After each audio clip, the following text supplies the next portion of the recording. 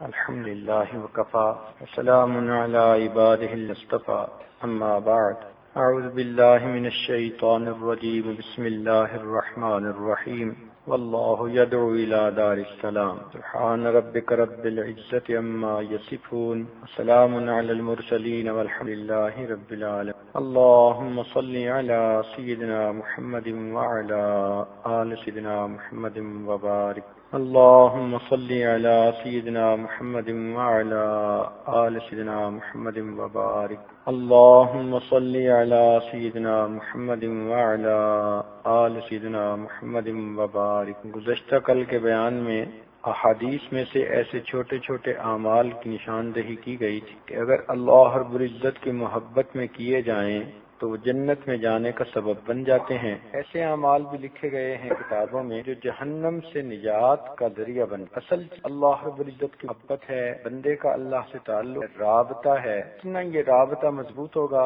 اتنا ہی اللہ تعالیٰ اس کو بہانہ بنا کر اس بندے پر جہنم کی آگ حرام فرماتا۔ ان اعمال میں سے جو جہنم سے بچانے والے ہیں چند ایک آپ کے سامنے بیان کیے جاتے ہیں۔ پہلی بات تو یہ دو شخص اللہ تعالیٰ کی خاطر محبت رکھنے والے ہیں جن کے درمیان محبت کی بنیاد اللہ تعالیٰ کا دین۔ ایسے دو مرد یا ایسی دو عورتیں ان کی خاطر ایک دوسرے سے محبت کریں، دین کے سوا کوئی خاندانی، کوئی نفسانی، کوئی شیطانی، شہوانی محبت درمیان میں نہ ہو تو حدیث پاک میں آتا ہے کہ ایسے دو لوگ اللہ کی خاطر جو محبت رکھنے والے ہوں جب مصافحہ ایک دوسرے سے کرتے ہیں یعنی ملتے ہیں تو اللہ تعالیٰ ان دونوں کے گناہوں کو معاف کر دیتے۔ ایک حدیث پاک میں آتا ہے ہم المتحابون فی اللہ، اللہ تعالیٰ کی خاطر محبت کرنے والے قیامت کے دن اللہ رب العزت کے عرش کے سائے میں۔ ایک روایت میں یہ بھی ہے بخاری شریف کا تذکرہ کہ جو آدمی اللہ کے راستے میں نکلتا ہے اور اس کے قدم خاک آلود اس پر اللہ تعالیٰ دوزخ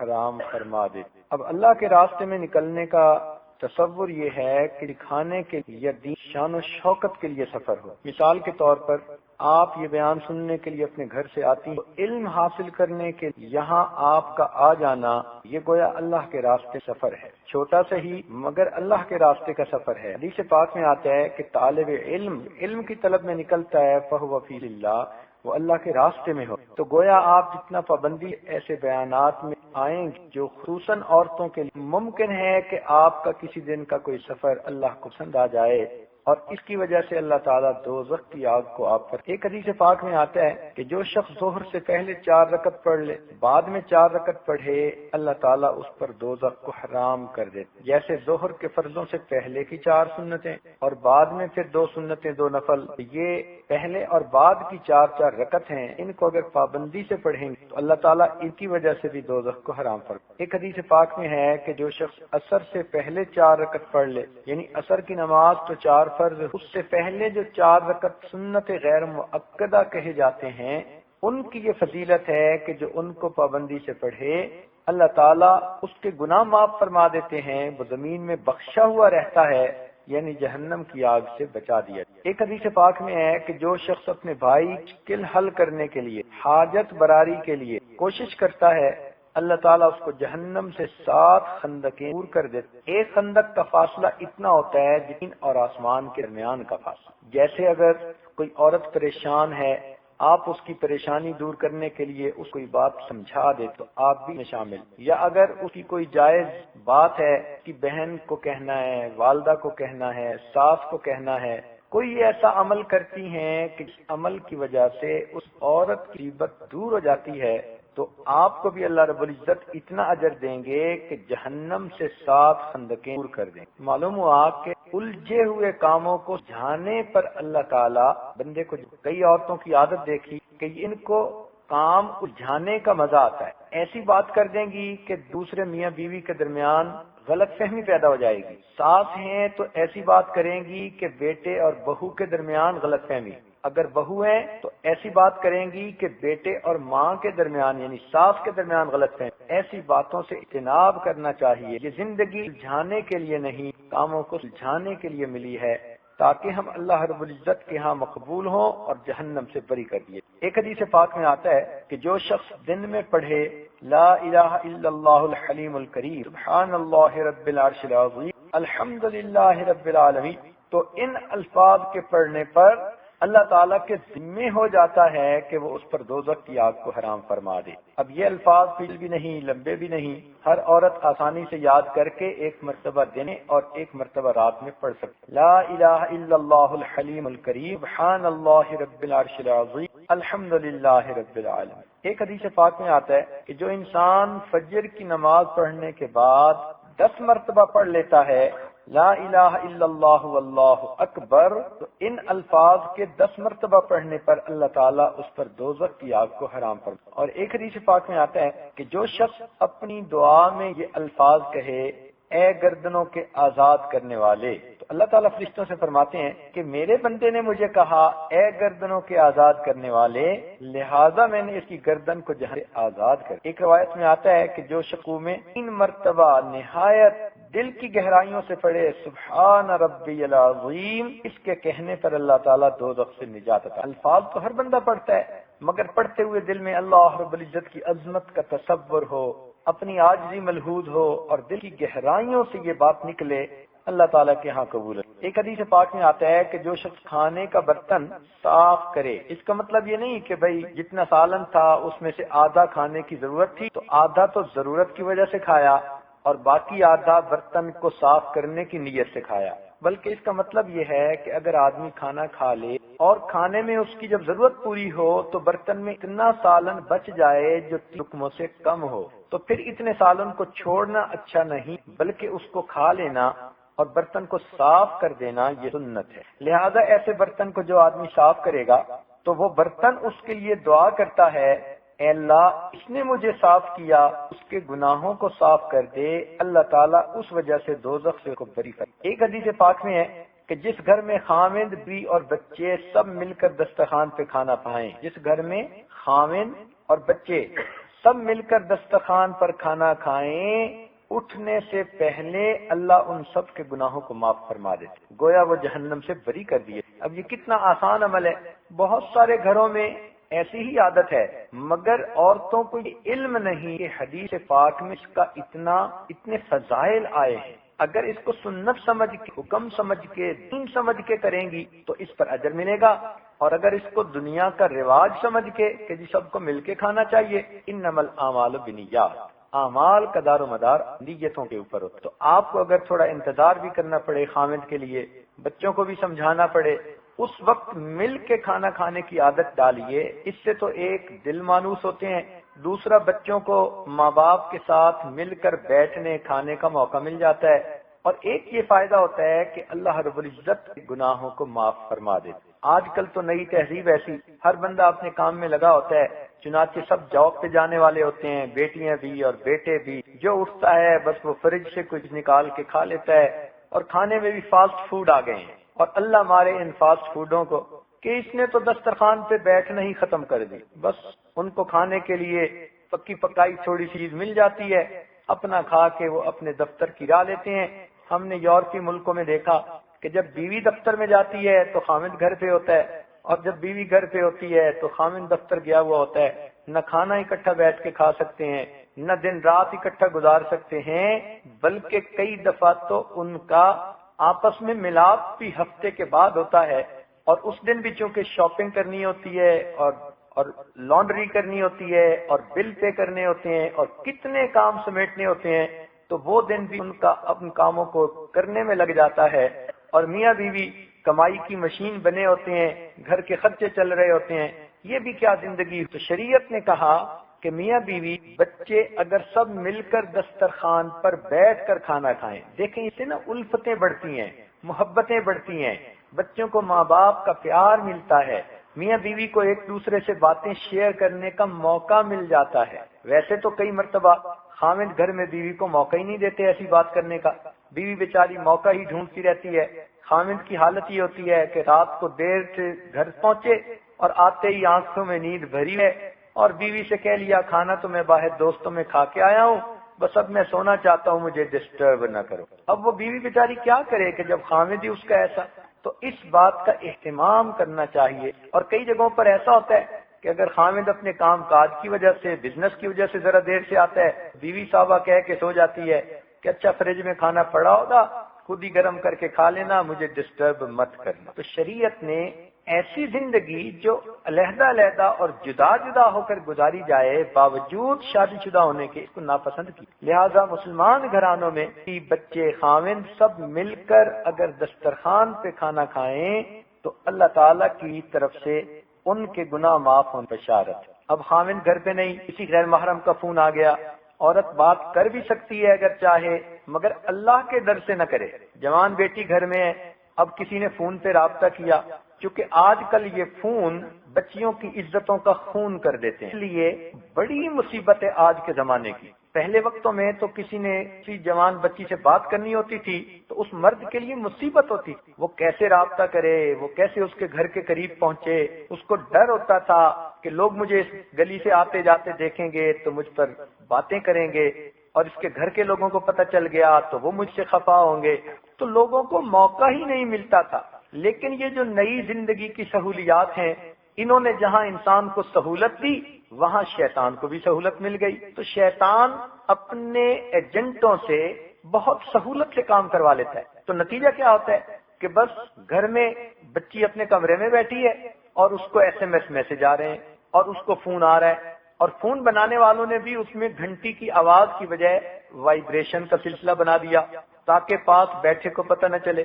تو محفل میں بیٹھے بھی اگر کال آ جائے، جسم جیب میں ہو تو جسم کی تھرتھراہٹ کو پتہ چل جاتا ہے کہ کسی نے یاد کیا، تو اٹھ کے دوسرے کمرے میں چلے جاتے ہیں بات کرنے، باتھ روم میں چلے جاتی ہیں بات کرنے کے لیے۔ تو اتنی بڑی یہ مصیبت ہے آج کے زمانے کی کہ یوں سمجھیے کہ جس طرح مومنین کے لیے جہاد کرنا مشکل بن گیا کہ ان کے اوپر ہر وقت جو ہے وہ راکٹ اور میزائل گرنے کا خطرہ ہوتا ہے، اسی طرح آج نیک بیویوں کو عزت بچانے کا خطرہ ہے، اس لیے کہ گھر بیٹھے بٹھائے ان سے رابطے لوگوں کے لیے کرنے آسان بن گئے۔ بیڈ روم میں بچی ہوتی ہے، اپنے اکیلی ہوتی ہے، اس وقت اگر اس کو کسی غیر محرم کا فون آئے تو اس پر کیا گزرتی ہے۔ اس لیے یہ فون عزتوں کا خون کر دیتا ہے، اس کو بچیوں کے ہاتھوں میں مت جانے دیجئے، ان کی عزتوں کی حفاظت۔ تو اگر کوئی ایسا موقع ہے کہ بچی باہر نکلی کسی کام کے لیے، کسی مرد نے بات کرنے کی کوشش کی اور وہ بات کا اگر جواب دے دے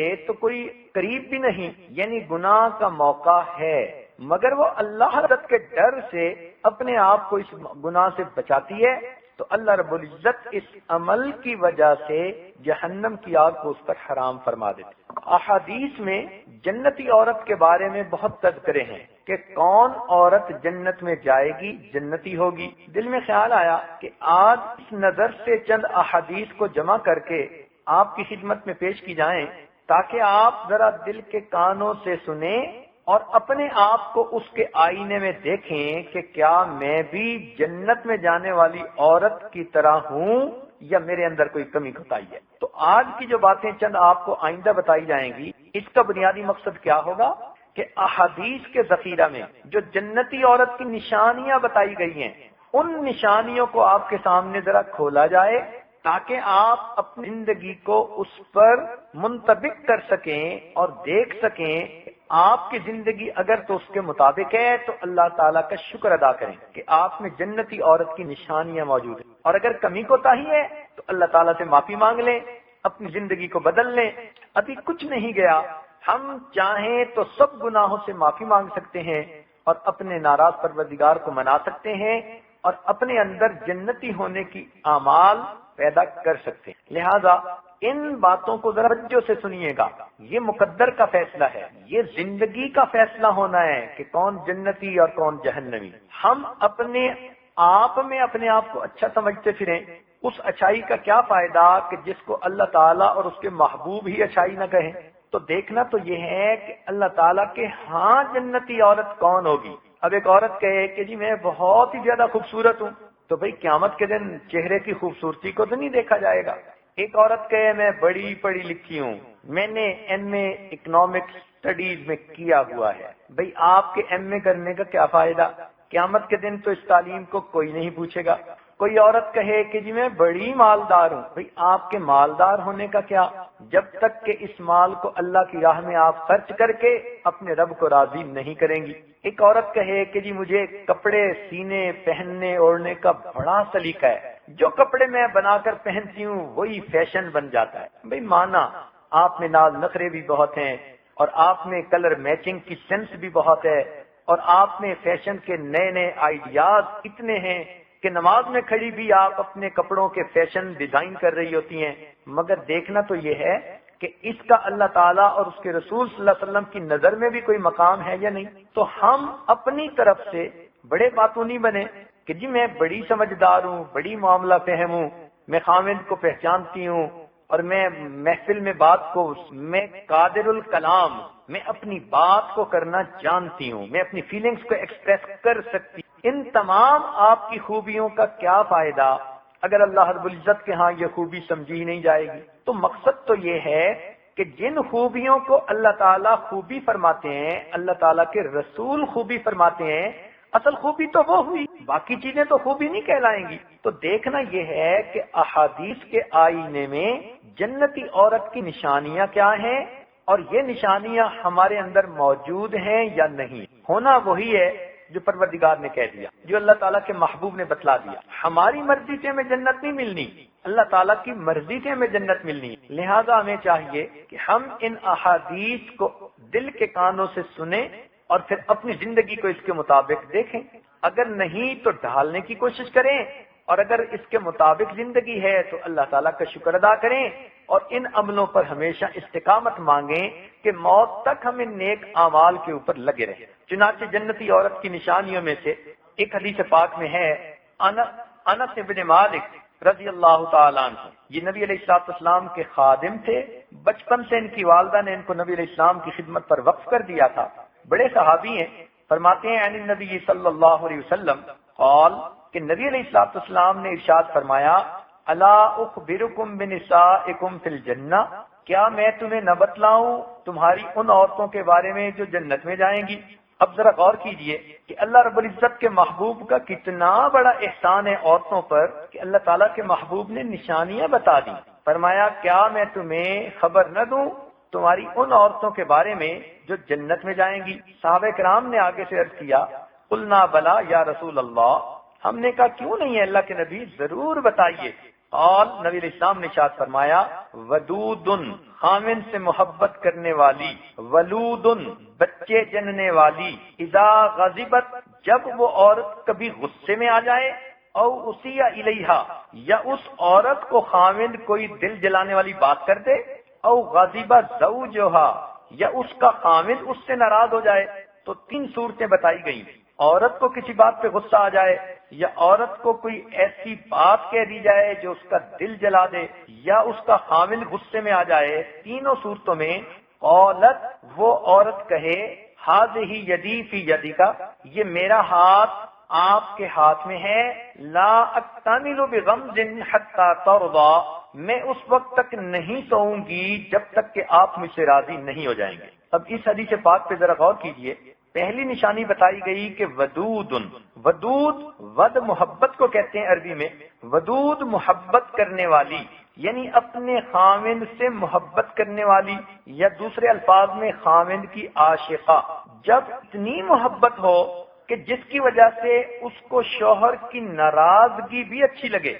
ناراضگی سے مراد کیا؟ کہ خامند اگر اس سے غصے بھی ہو تو اس کو غصہ نہ آئے۔ جیسے بچہ وہ کوئی الٹا سیدھا کام بھی کر دیتے ہیں تو ماں ہنستی مسکراتی رہتی ہے محبت کی وجہ سے جو اس بچے کے ساتھ ہے۔ اسی طرح ودود وہ بیوی ہوگی کہ اگر کسی بات پر خامند کو غصہ بھی آ جائے تو بھی اس کو محبت کی وجہ سے اس کی ناراضگی دکھ نہ دے۔ اور واقعی جن کو محبت ہوتی ہے تو وہ خوشی میں تو خوش ہوتے ہی ہیں، اگر کوئی محبوب ناراض ہو جائے تو ان کو ناراضگی بھی پسند آتی ہے، اور وہ کہتے ہیں جی کہ وہ تو ناراض ہو کر بھی زیادہ خوبصورت لگتی۔ تو ایسے ہی معلوم ہوا کہ ودود وہ عورت ہے کہ جس کو خامند سے اتنی محبت ہو کہ اس محبت کی وجہ سے اس کو خامند کے عیب بھی عیب نظر نہ آئے۔ محبت کی تعریف ایک یہ کی گئی ہے کہ محبت اس کو کہتے ہیں کہ محبوب کے عیب بندے کی نظر سے اوجھل ہو جاتے ہیں۔ چنانچہ جن لوگوں کو نفسانی، شیطانی، جنسی محبتیں ہوتی ہیں، اگر کسی لڑکی کو سمجھایا جائے کہ اس لڑکے کے اندر تو یہ عیب ہے، یہ عیب ہے، وہ کان سے سنے گی ہی نہیں۔ اس کو کہو کہ وہ تو پڑھا ہوا لکھا نہیں ہے، کہے گی بس مجھے وہی اچھا. اسے کہو کہ بھئی اس کا تو کام کاروبار ہی نہیں، کہے گی میں کر لوں گی گزارا.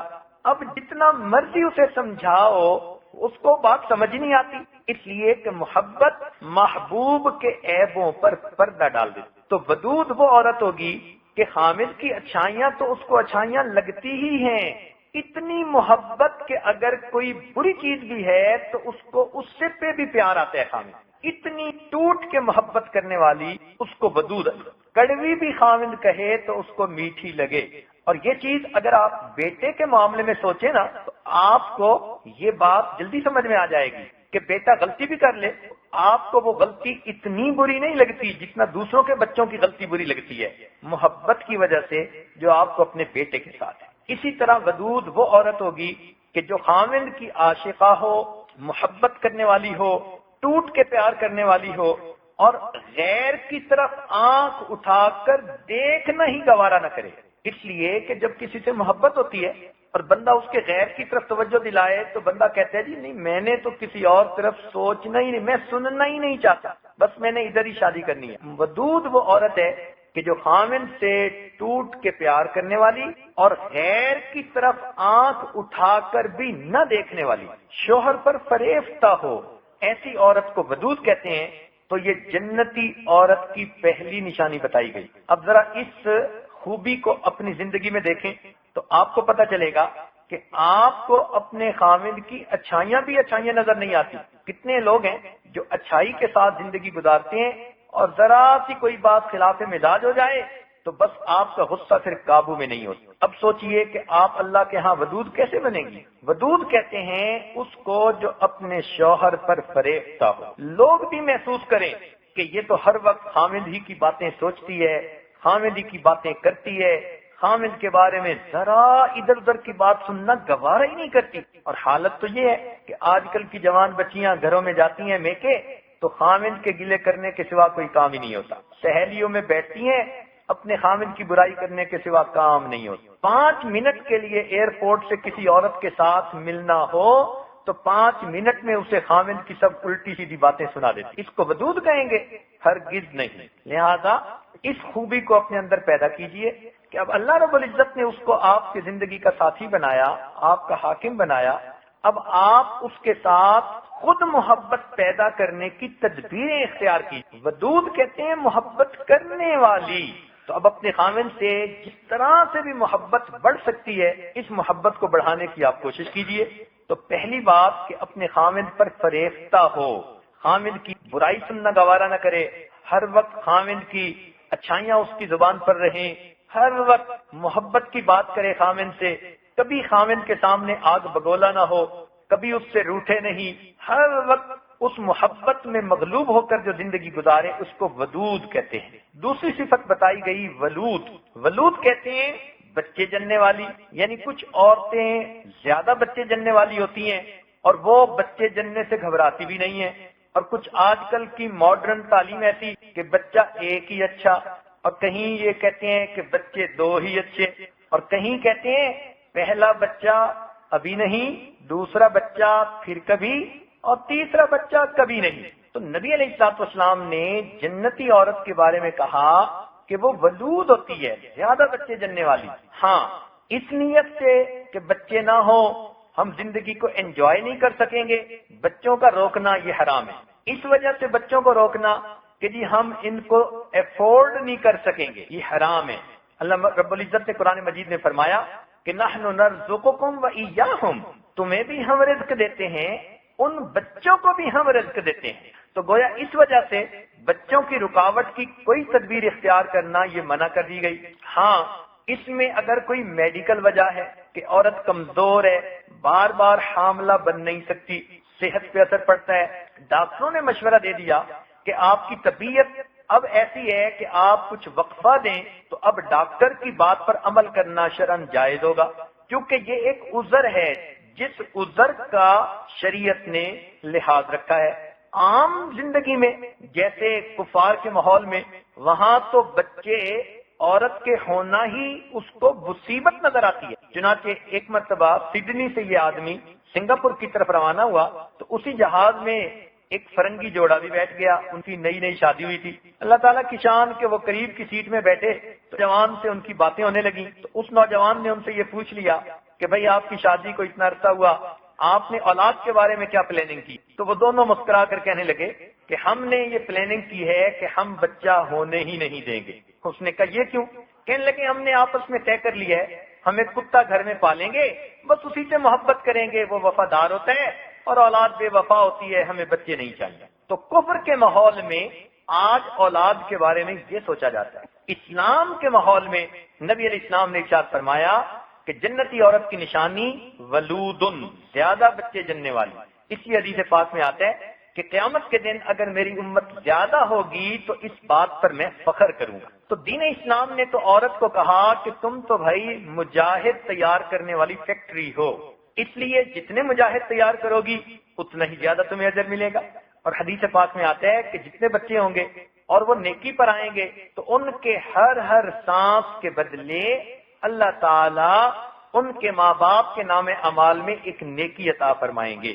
تو یہ بچے تو صدقہ جاریہ ہوتے ہیں، لہذا عورت کو چاہیے کہ وہ بچے پالنے سے نہ گھبرائے، یعنی بچے پالنے سے گھبرا کر کہنا کہ جی بچے نہیں ہونے چاہیے، یہ اسلام میں جائز ہے۔ اس لیے حدیث پاک میں آتا ہے کہ جو عورت اپنے خامد سے حاملہ ہوتی ہے اللہ رب العزت اس کو دن میں روزہ دار آدمی کا ثواب دیتے ہیں، اور جب رات کو سوتی ہے تو شب بیدار بندے کا ثواب اس کے نام اعمال میں لکھا جاتا ہے۔ اب یہ عورت فقط حاملہ ہے، یہ کوئی دن میں روزہ رکھ بھی نہیں رہی، رات کے اندر یہ عبادتیں کر بھی نہیں رہی، دن میں بھی آرام کرتی ہے، رات کو بھی سوتی ہے، مگر اللہ تعالیٰ اس کے نام اعمال میں لکھواتے ہیں کہ اس کا ہر دن روزہ دار کی مانند لکھا جائے اور ہر رات شب بیدار کی مانند لکھا۔ اب عورتیں اندازہ لگائیں کہ اس سے وہ کتنے بڑے بڑے اعمال کا اجر پا لیتی ہیں۔ اور ایک روایت میں آتا ہے کہ جب عورت کے بچہ ہونے لگتا ہے اور اس کو درد دے ہوتی ہے تو اس وقت فرشتہ اعلان کرتا ہے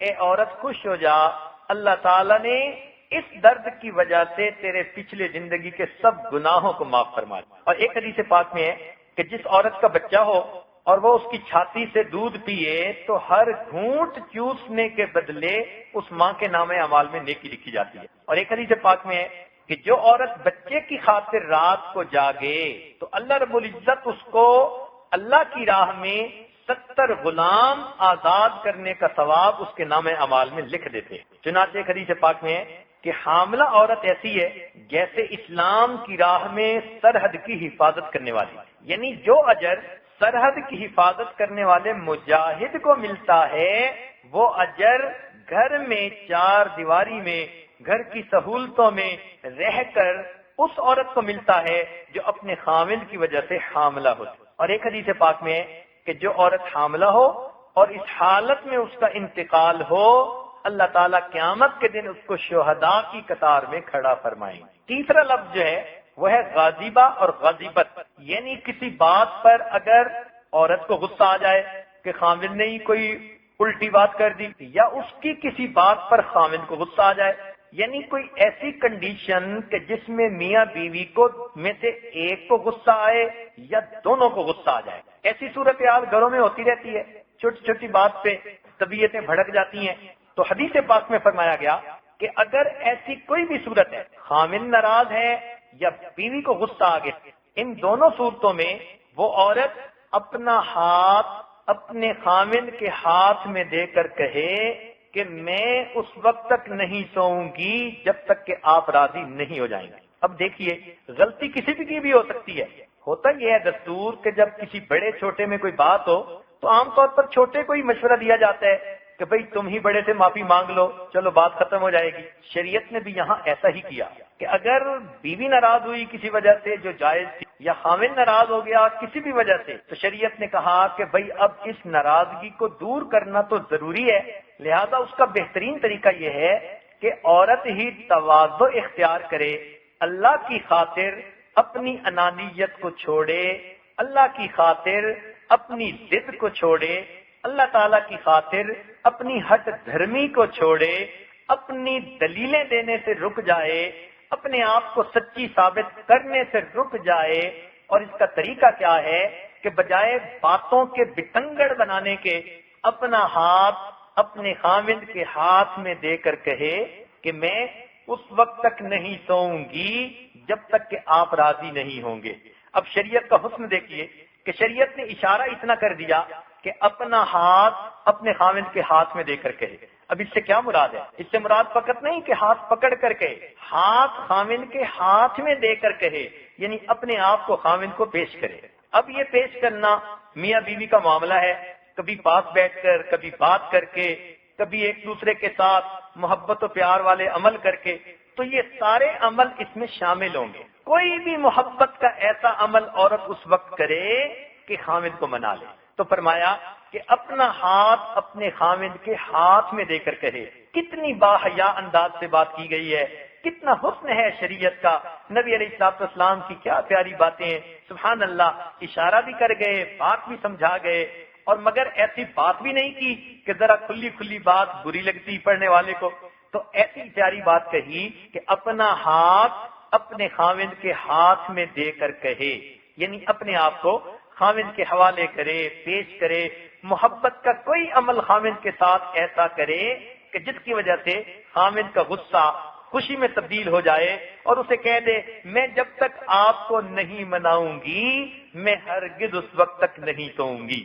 کوئی ہے عورت ایسی جو غصے کے عالم میں خاوند کو ایسی پیار کی بات کہے اور پھر خاوند کا غصہ جو ہے دور نہ ہو؟ یہ اتنا پیارا اصول نبی علیہ السلام نے بتا دیا کہ عورت اپنے خاوند کے غصے کو اسی وقت ختم کر سکتی ہے۔ تو یہاں سے ایک بات کا پتہ چلا کہ میاں بیوی کو اگر کسی بات پہ کوئی تلخ کلامی ہو جائے اس وقت تک نہیں سونا چاہیے جب تک کہ ایک دوسرے سے راضی نہ ہو جائیں، اس لیے کہ جب ناراض ہو کر سو جاتے ہیں، حدیث پاک میں ہے کہ خاوند ناراض ہو کے سو گیا اور بیوی نے اس کو منانے کی کوشش نہ کی، تو جب تک وہ کوشش نہیں کرے گی اللہ تعالیٰ کے فرشتے اس پر لعنت کریں گے۔ آج کل کا دستور ہے، ماڈرن قسم کی بیویاں ذرا سی بات پہ منہ بسور کے سو جاتی ہیں، وہ سمجھتی ہیں کہ اب خاوند خود ہی ہمیں منائے گا۔ شریعت کیا کہہ رہی ہے؟ بیوی خاوند کو منائے، اور یہ کیا چاہتی ہیں؟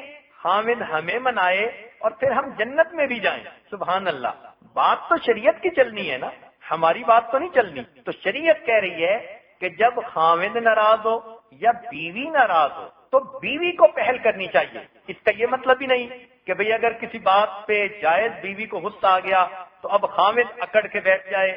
خاوند کو بھی یہ کہا جائے گا کہ بھئی تم نے اول تو بات ہی ایسی کیوں کی کہ اپنی بیوی کو غصہ دلا دیا جو ہر وقت تم سے محبت کرنے والی ہے، تمہاری اپنی ہے۔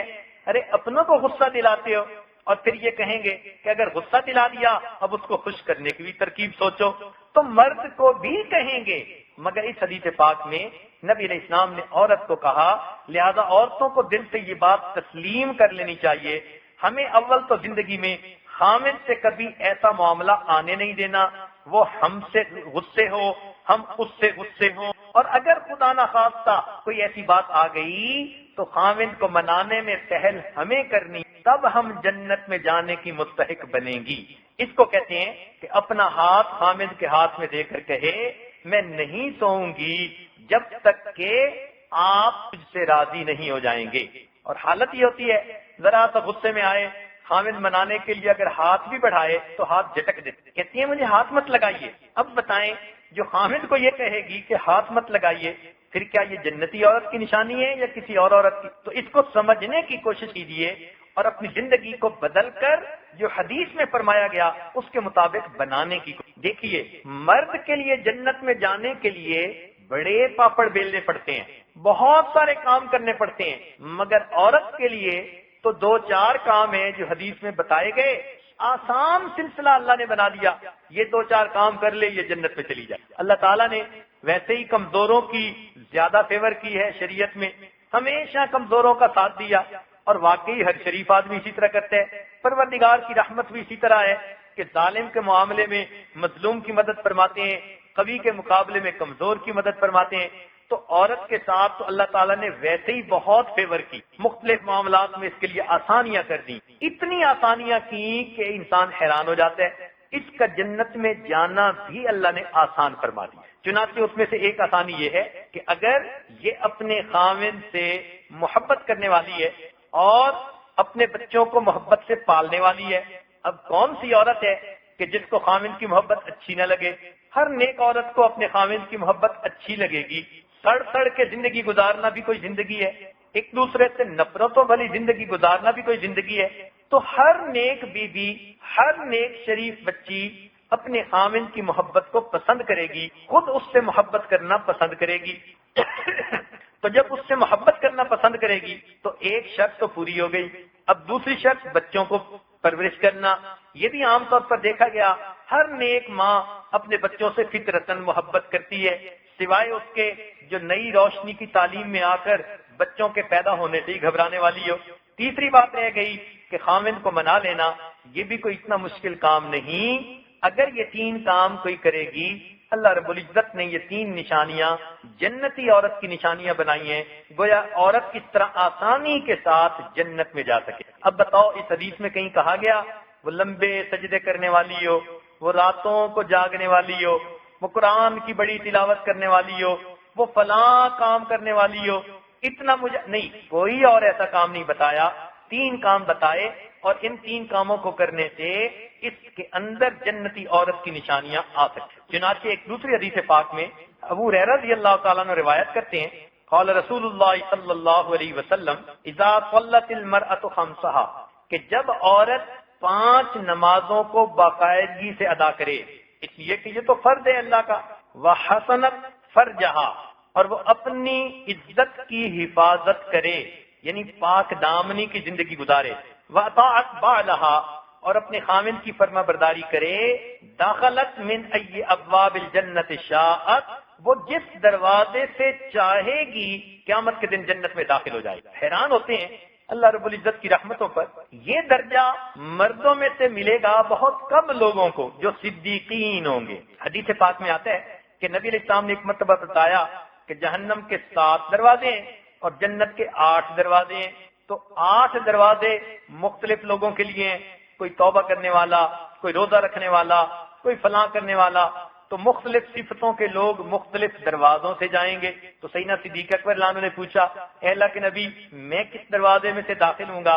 نبی علیہ السلام نے فرمایا کہ تم ایسے درجے پر فائز ہو جب جاؤ گے تمہارے لیے جنت کے 8 دروازے کھولے جائیں گے. اب بتائیے کہ مردوں میں جس کی زندگی سیدنا صدیق اکبر رضی اللہ عنہ کے نقش قدم پر ہوگی، ایسے صدیق کے لیے اللہ تعالیٰ 8 دروازے کھولیں گے، جبکہ عورت کے لیے اگر وہ 5 نمازیں پڑھ لے اور 5 نمازوں کے ساتھ اپنی ناموس کی حفاظت کرے اور خاوند کی اطاعت کرے، اللہ تعالیٰ اس کے لیے جنت کے 8 دروازے کھولیں. حیران ہوتے ہیں کہ پروردگار نے کتنی مہربانی فرمائی اور عورت کے لیے جنت میں داخلہ کتنا آسان کر دیا. اب دیکھیں 3 باتیں بتائی گئیں. 5 نمازیں وہ تو پڑھنی ہے، مگر دیکھا گیا کہ بعض عورتیں اس میں بھی سستی کرتی ہیں. ان کے دل میں یہ ہوتا ہے کہ پڑھنی ہے، ذرا یہ کام کر لوں. بھائی کام تو ہوتے ہی رہتے ہیں، پہلے رب کا کام کریں اور پھر دنیا کے کام تو ہونے ہی ہیں. مگر یہی بس میں اسے تڑکا لگا لوں، ذرا میں چاول چولہے پہ رکھ لوں، اور اسی طرح کرتے کرتے کبھی تو مکروہ وقت ہو جائے گا اور کبھی نماز ہی قضا ہو جائے گا. اور نماز کے معاملے میں فجر کی نماز میں تو بہت عورتیں سستی کر لیتی ہیں، اور اگر ان کو غسل کرنے کی ضرورت ہے تو پھر بہانے بنا کر پانی ٹھنڈا ہے، لوگ ہیں دوسرے گھر میں کیسے نہاؤں، فجر کی نماز کو آرام سے قضا کر لیتی ہیں. نماز قضا کسی حالت میں نہیں کر سکتے. یاد رکھیے، عورت کو 5 نمازیں اپنے وقت پر ادا کرنی لازم ہیں. اس کی اہمیت کو عورت پہچانے اور وقت بے وقت نماز پڑھنے کی عادت کو چھوڑے، اہتمام کے ساتھ نماز پڑھے. تو پہلی صفت کہ جو 5 نمازیں اپنے وقت پر پڑھے. دوسری بات وحسنت فرجہا، اور اپنے ناموس کی حفاظت کرے. اس لیے کہ عورت کے لیے عزت کی حفاظت اتنی عظیم ہے جیسے مجاہد کے لیے اپنی سرحد کی حفاظت کرنی. لہذا کوئی ڈھیلی بات نہ کرے، کوئی کسی کی رعایت نہ کرے، کسی سے غیر مرد سے میٹھی گفتگو کرنے کی ضرورت نہیں، لوچ والی گفتگو کرنے کی ضرورت نہیں، کسی غیر محرم کی تعریفیں سننے کی ضرورت نہیں. یہ فصلی بٹیرے تو ہر جگہ ہوتے ہیں. ہر عورت کو زندگی میں ایسے واقعات پیش آ سکتے ہیں. کوئی فصلی بٹیرا، اس کو بھی 2 بول تعریفوں کے بول سکتا ہے. تو اس سے ٹریپ میں آنے کی ضرورت نہیں ہے.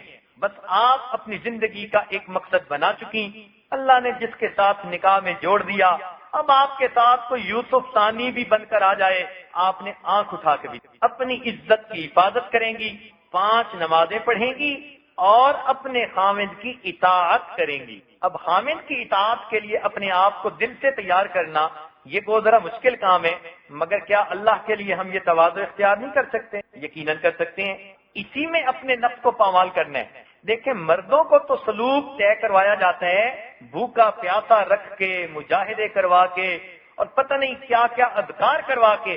اللہ تعالیٰ نے عورت کا سلوک مرد کی یعنی خاوند کی اطاعت کرنے کے اندر طے کروا دیا۔ اسی لیے عورت کے 2 پیر ہوتے ہیں، ایک ہوتا ہے پیر بیعت، جس سے عورت بیعت کرتی ہے، یہ ایک سنت عمل ہے، وہ پیر ہوتا ہے، اس کی بھی ہر بات شریعت کے مطابق چونکہ ہوتی ہے لہذا ماننی ضروری ہوتی ہے۔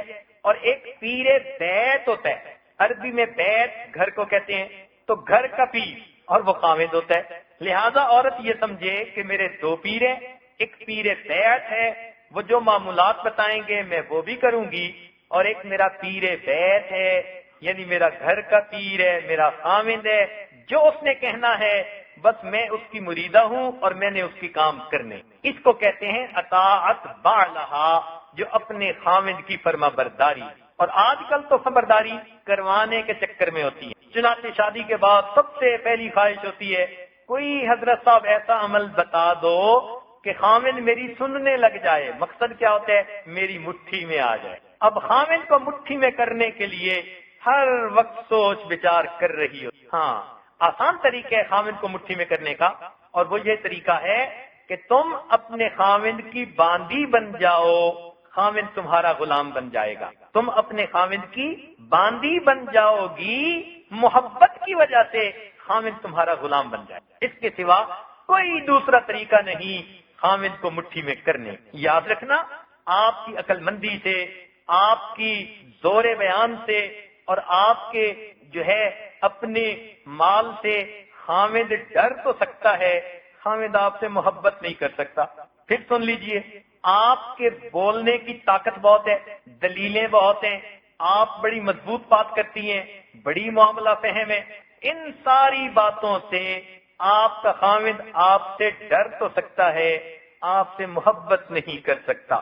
محبت کرنے کے انداز کچھ اور ہیں۔ جب کوئی عورت خاوند کے سامنے اپنے نفس کو پامال کر دیتی ہے، اپنے آپ کو بچھا دیتی ہے، یہ وہ عمل ہے کہ جو خاوند کے دل کو جیت لیا کرتا ہے۔ تو اس لیے شریعت نے بات کہی اطاعت بالہا، جو اپنے خاوند کی اتباع کرے، اس کی اطاعت کرے، یعنی شریعت کے دائرے میں رہتے ہوئے اپنے خاوند کی فرما برداری کرے، تو یہ 3 باتیں عورت کو جنت کے جس دروازے سے چاہے جنت میں داخل کر دے۔ چنانچہ ایک حدیث میں ان ام سلمہ رضی اللہ تعالی عنہ ان نبی صلی اللہ علیہ وسلم قال، ام سلمہ ام المؤمنین فرماتی ہیں کہ نبی علیہ السلام نے ارشاد فرمایا ایما امرأۃ ماتت وزوجها عنها راض دخلت الجنہ۔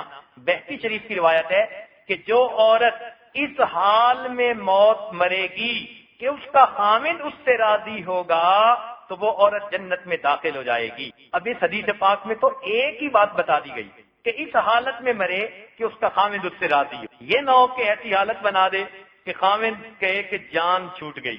ہم نے دیکھا کہ جوانی میں تو بیویاں خاوندوں کی خدمت کر ہی لیتی ہیں، اس لیے کہ اس میں خاوند کی ضرورت ان کو بھی محسوس ہوتی ہے، بایولوجیکل نیڈ ہوتی ہے۔ لیکن جب بڑھاپا آ جاتا ہے تو اس وقت بچوں کا بہانہ بنا کے عورتیں اپنے خاوند سے لاپرواہی کرتی ہیں۔ تو جو جنتی عورتیں ہوں وہ اپنے بوڑھے خاوند کی بھی خدمت کریں۔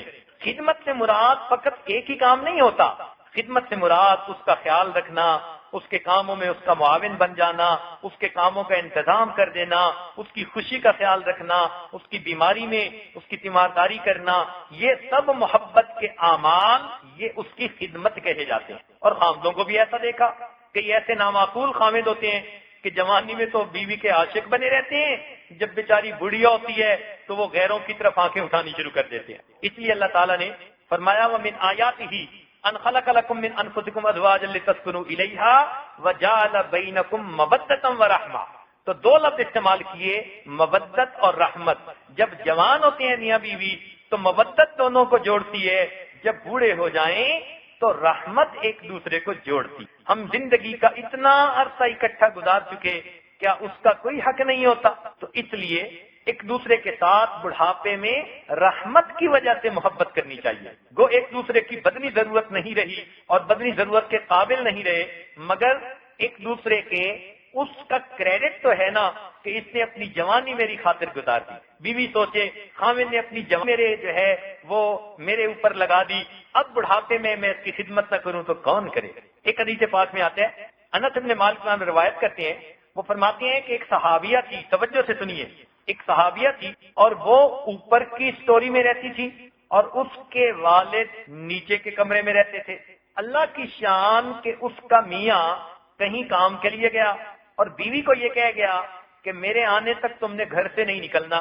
چلا گیا، اب پیچھے اس کے والد بیمار ہو گئے. تو صحابیات کوئی کام شریعت کے خلاف نہیں کرتی. اس صحابیہ نے پیغام بھیجا نبی علیہ السلام کی خدمت میں، اے اللہ کے نبی، میں اوپر کے مکان میں ہوں، میرے والد نیچے کے مکان میں ہیں.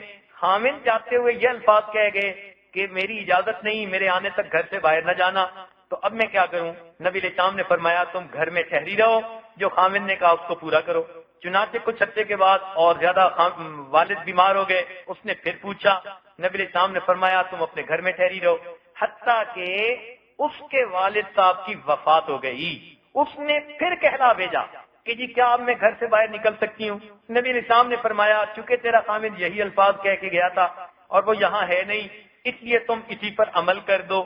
اس نے دل پر پتھر رکھا اور والد کا چہرہ بھی نہ دیکھا اور خاوند کی بات کی اطاعت کی.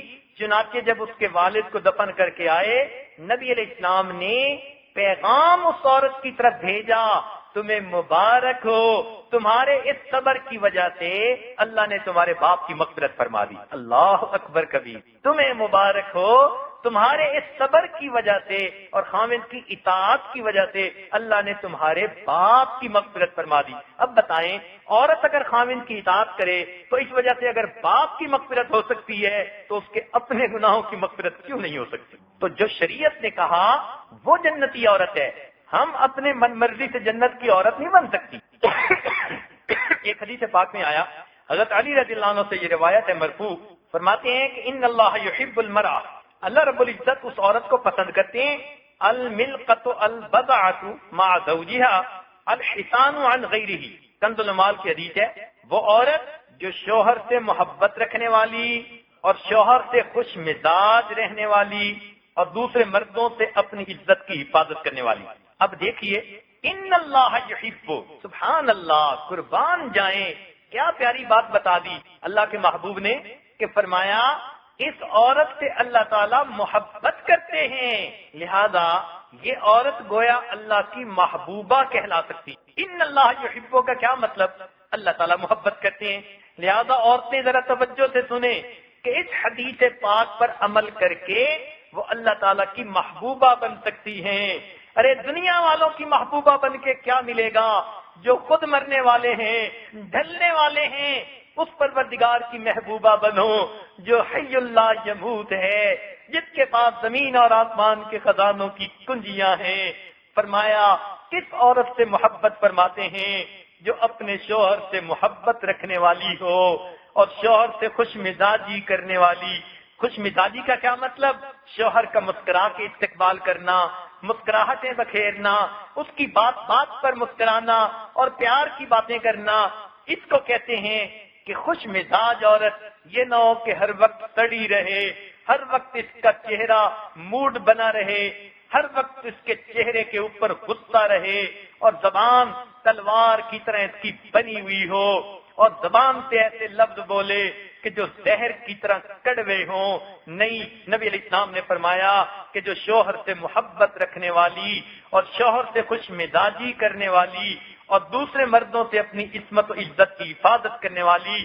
اب ان تین باتوں کا اگر خیال کریں تو غیر سے اپنی نگاہیں ہٹائے اور اپنے خامن پہ نظریں جمائے اور اچھی باتوں سے اس کا دل لبھائے، ایسا کرنے والی اللہ تعالیٰ کی محبوبہ بن جائے گی.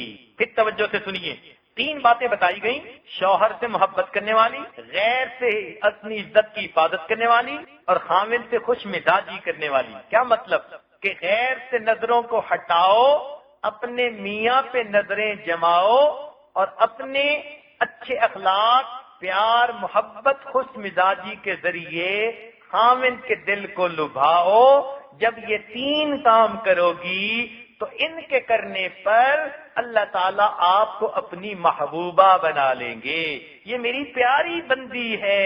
پھر دیکھیے اس سے بڑا رتبہ اور اللہ کے ہاں کیا ہوتا ہے۔ اب دیکھیے مرد اگر چاہیں کہ ہم اللہ کے محبوب بنے تو قرآن پاک نے نسخہ بتا دیا، ان کنتم تحبون اللہ فاتبعونی، اگر تم اللہ کے محبوب بننا چاہتے ہو میری اتباع کرو۔ تو مردوں کو تو پوری زندگی کے ہر عمل میں نبی علیہ الصلوۃ والسلام کی اتباع کرنے پر جا کر یہ رتبہ ملے گا، اور عورت کو 3 کام کرنے پر، غیر سے نظریں ہٹائے، خاوند پر نظریں جمائے اور پیار محبت سے اس کا دل لبھائے، اتنا کام کر لینے پر یہ اللہ تعالیٰ کی محبوبہ بن جائے۔ ایک حدیث پاک میں فرمایا، ان ابی امامہ الباہلی قال قال رسول اللہ صلی اللہ علیہ وسلم، حاملات والدات رحیمات باولادہن لولا یعصین ازواجہن دخلن الجنہ، حمل کی تکلیف برداشت کرنے والیاں، بچوں پر مہربان ہونے والیاں اگر اپنے خاوند کی نافرمانی نہ کریں تو سیدھا جنت میں داخل ہو جائیں گی۔ سبحان اللہ، یہ بھی جنتی عورت کی نشانیاں بتائیں۔ ایک اور مزے کی بات، ابھی امامہ رضی اللہ تعالیٰ عنہ سے روایت ہے، فرمایا، یا معاشر النسوان، اے عورتوں کی جماعتوں، اے عورتوں کی جماعت، اما ان خیارکن یدخلن الجنت قبل خیار الرجال۔ سبحان اللہ، کیا مزے کی بات ہے کہ اللہ رب العزت قیامت کے دن اگر میاں بیوی دونوں بھی جنتی ہوں گے تو بیوی کو جنت میں پہلے داخل فرمائیں گے، فَلْيُقْتَلُنَّ، تاکہ ان کو جنت میں غسل دے دیا جائے اور ان کو خوشبوئیں لگائی جائیں، فَيَدْفَعُنَّ إِلَىٰ أَزْوَاجِهِنَّ، پھر وہ اپنے خاوندوں کے استقبال کے لیے آئیں، عَلَىٰ بِرَادِينَ الْحُمْرِ وَالصُّفْرِ، ان سواریوں پر جو سرخ ہیں یا زرد ہیں، معہن الولدان، ان کے ساتھ ان کے بچے بھی ہوں گے، کأنہن اللؤلؤ منثور، جس طرح بکھرے ہوئے موتی ہوتے ہیں۔ سبحان اللہ، اللہ نے بھی کیا مزے کی بات اپنے بندوں کے، اپنے محبوب کے ذریعے سے بتلا دی کہ میاں بیوی دونوں نیک ہیں، دونوں جنتی ہیں۔ اللہ تعالیٰ عورت کو مرد سے پہلے جنت پہنچائیں گے، اس کو دلہن بنانے کے لیے، اس کو سجانے کے لیے، اس کو مہندی لگے گی، اس کو پوشاکیں پہنائی جائیں گی، اس کو خوشبوئیں لگائی جائیں گی، زیور پہنائے جائیں گے اور اس کو جنت کے پانی کا غسل دیا جائے گا۔ جب سج دھج کے یہ تیار ہو جائے گی، اس کے بچے بھی اس کے ساتھ ہوں گے۔ اب یہ اپنے بچوں کو لے کر اور اللہ کی دی ہوئی ڈولی میں بیٹھ کر، پالکی میں بیٹھ کر پھر اپنے خاوند کا استقبال کرے گی، تب اللہ تعالیٰ خاوند کو جنت میں داخل کریں گے۔ سبحان اللہ، یہ کتنا عجیب منظر ہوگا۔ بچے ایسے خوبصورت بن جائیں گے جیسے بکھرے ہوئے موتی ہوتے ہیں، اور عورت کو دلہن بنا کر پیش کر دیا جائے گا۔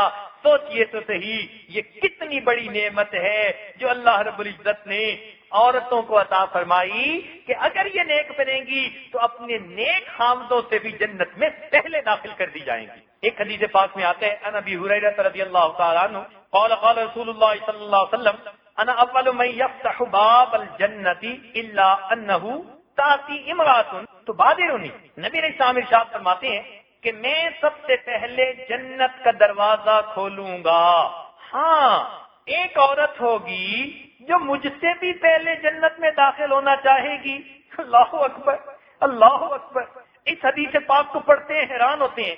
نبی علیہ السلام ارشاد فرماتے ہیں، میں سب سے پہلے جنت کا دروازہ کھولوں گا، مگر ایک عورت ہوگی جو مجھ سے بھی پہلے جنت میں داخل ہونا چاہے گی۔ فَأَقُولُ لَهَا، میں اس عورت کو کہوں گا، مَا لَكِ وَمَنْ أَنْتِ، یہ کیا ہے اور تو کون ہے؟ فتقول، وہ کہے گی، انا امرأۃ، میں ایک عورت ہوں، قعدت علی ایتام لی، میرا خاوند فوت ہو گیا تھا اور میں نے بچے بچوں کو چھوٹا دیکھا، نکاح ثانی نہ کیا، ان کی پرورش اچھی کر لوں، لہذا میں نے بچوں کی پرورش کی، اب میں جنت میں جانا چاہتی ہوں۔ سبحان اللہ، معلوم ہوا جو بچوں کی خاطر عورت نکاح ثانی نہ کرے، اتنا یہ بڑا عمل ہے کہ وہ عورت نبی علیہ السلام کے ساتھ جنت میں داخل کر دیا۔ تو بچے چھوٹے ہوں تو عورت نکاح نہ کرے، ہاں اگر بڑے ہو جائیں اور عورت ابھی جوانی کی عمر رکھتی ہے تو شریعت کا حکم ہے کہ پھر وہ نکاح کر لے، کیونکہ جوان عورت کا بیوہ رہنا یہ فتنے سے خالی نہیں ہوتا۔ ایک حدیث پاک میں فرمایا گیا، ان عوف بن مالک رضی اللہ عنہ ان النبی صلی اللہ علیہ وسلم قال انا وامرأۃ صافاء الخدین امرأۃ آمت من زوجها فصبرت على ولدها كهاتين في الجنہ۔ فرماتے ہیں کہ میں اور ایک عورت جس کے گال پچکے ہوں گے، جس کا خاوند فوت ہو گیا اور اس نے اپنے بچوں کی پرورش کی، وہ جنت میں میرے ساتھ ایسی ہوگی جس طرح کے دو انگلیاں ایک دوسرے کے ساتھ ہوتی ہیں۔ ایسی عورت کو جنت میں نبی علیہ السلام کے قرب کا محل ملے گا، وہ جنت میں نبی علیہ السلام کی ہمسایہ بنے گی۔ کتابوں میں لکھا ہے اس کا گھر نبی علیہ السلام کے گھر کی بغل میں۔ ام سلمہ رضی اللہ تعالیٰ عنہ قلت یا رسول اللہ صلی اللہ علیہ وسلم، ام سلمہ عنہ روایت فرماتی ہیں کہ میں نے عرض کیا ہے اللہ کے محبوب، النساء الدنیا افضل ام الحور العین، کیا دنیا کی عورتیں افضل ہیں یا جنت میں حوروں کی سردار جس کو حور عین کہتے ہیں وہ افضل ہے؟ قال، نبی علیہ السلام نے ارشاد فرمایا، نساء الدنیا افضل من الحور العین، دنیا کی عورتیں جنت میں حور عین سے بھی افضل ہوں گی۔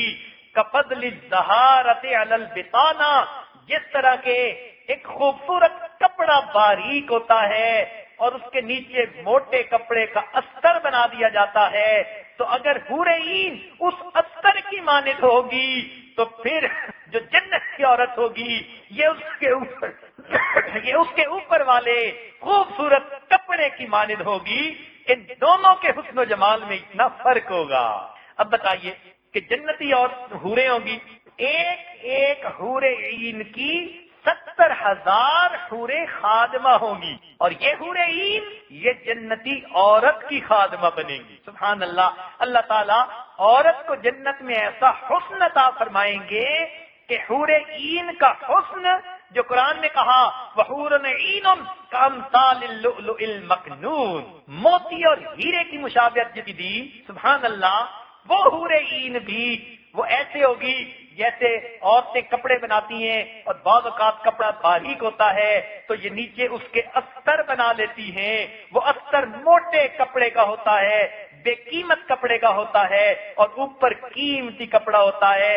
جیسے اس استر میں اور قیمتی کپڑے میں فرق ہوتا ہے حسن و جمال کا، ایسا ہی فرق حور عین اور دنیا کی جنتی عورت کے حسن و جمال میں فرق ہوگا۔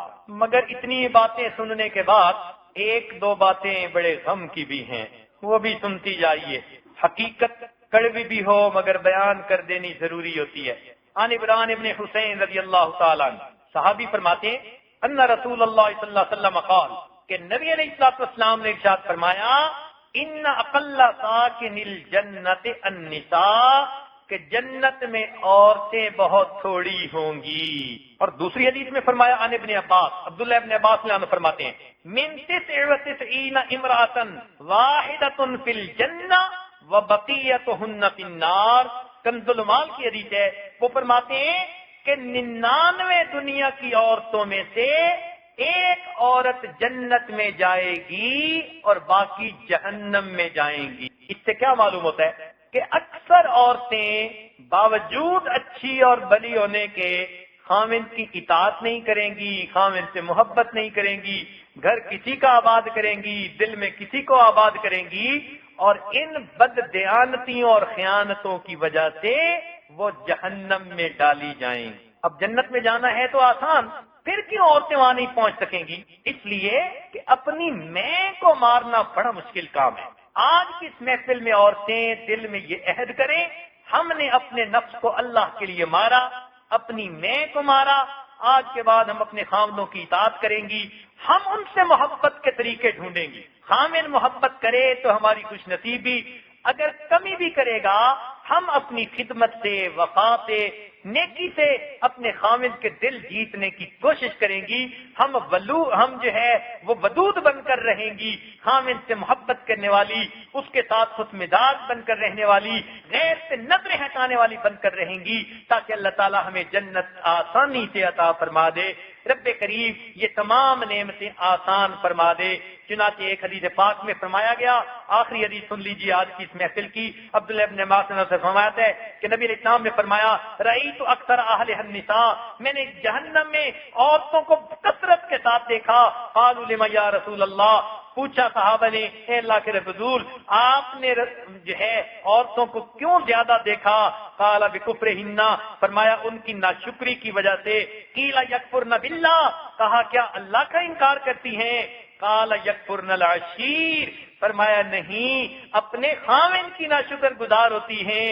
ویکفرن الاحسان، اور احسان کی فراموش کرنے والی ہوتی ہیں. لو احسنت الی احداہن الدہر، اگر تم میں سے کوئی اپنی بیوی کے ساتھ ایک زمانے تک اچھا سلوک کرے، ثم رات منک شیئا، پھر اس سے کوئی چیز جو ہے ہلکی صادر ہو جائے، قالت، آگے سے جواب دیتی ہے، ما رأیت منک خیر قط، میں نے تو تم سے کبھی بھلائی نہیں دیکھی. ان سڑے ہوئے جملوں کی وجہ سے یہ عورتیں جہنم میں زیادہ ڈالی جائیں گی. اور یہ بخاری شریف کی روایت ہے، سچے رسول کی سچی کتاب کے اندر روایت ہے، جس کے بارے میں علماء نے لکھا قرآن مجید کے بعد سب سے سچی کتاب، اچھا کتاب بعد کتاب اللہ، یہ بخاری شریف ہے. لہذا اس کتاب کی یہ روایت ہے کہ عورتیں جہنم میں اس وجہ سے جائیں گی. آج کی اس محفل میں ایک سبق پڑھایا گیا، اللہ کرے کہ عورتیں دل کے کانوں سے سنیں اور آج یہ عہد کر لیں، ہمارا سلوک یہی ہے، ہماری ولایت یہی ہے، ہمارا قرب خدا یہی ہے کہ ہم اپنے دل میں اپنے خامن کی محبت کو جمائیں، ان کے دل جیتنے کے لیے ان کے ساتھ خوشی کی زندگی گزاریں، ان کی خدمت میں لگائے رکھیں، اس حال میں مریں خامن ہم سے خوش ہو، جنت کے 8 دروازے کھول دیے جائیں گے. اللہ رب العزت قیامت کے دن کی یہ سرخ روئی نصیب فرمائے. وآخر دعوانا ان الحمد للہ رب العالمین. چند لمحے مراقبہ کر لیجئے پھر دعا کرتے ہیں. لا الہ الا اللہ اللہ سبحان ربی الوہاب. اللهم صل على سيدنا محمد وعلى آل سيدنا محمد وبارك وسلم. ربنا ظلمنا انفسنا وان لم تغفر لنا وترحمنا لنكونن من الخاسرين. اے مالک ہم آپ کے عاجزین بندے ہیں، ہمارے گناہوں کو معاف فرما، ہماری خطاؤں سے درگزر فرما. اے اللہ آپ کی بندیاں آپ کے سامنے حاضر ہیں، انہوں نے اپنی زندگی میں اگر کمی کوتاہی کی، اپنے خامدوں کو ناراض کیا، ان کے سامنے زبان درازی کی، ان کے سامنے اونچا بولی، اللہ ان کے دل جلائے یا ان کو کسی طرح سے ان کی غیبتیں کی، یا اللہ ان کے حق میں کمی کوتاہی کی. رمضان المبارک کے اس عشرہ میں ان برکات کے لمحات میں اے اللہ یہ آپ سے معافی چاہتی ہیں، اللہ معاف فرما دیجئے، اللہ معاف فرما دیجئے، اللہ جہنم میں جانے سے بچا لیجئے. اے مالک اگر آپ کے محبوب سے بتایا کہ 99 میں سے ایک عورت جنت میں جائے گی تو پروردگار ہم آپ کے سامنے دامن پھیلائے بیٹھے ہیں، ہمیں ان ایک میں سے ہی بنا دیجئے. اللہ کرم کا معاملہ فرما دیجئے. اے اللہ ہم تو دھوپ کی گرمی نہیں برداشت کر سکتے.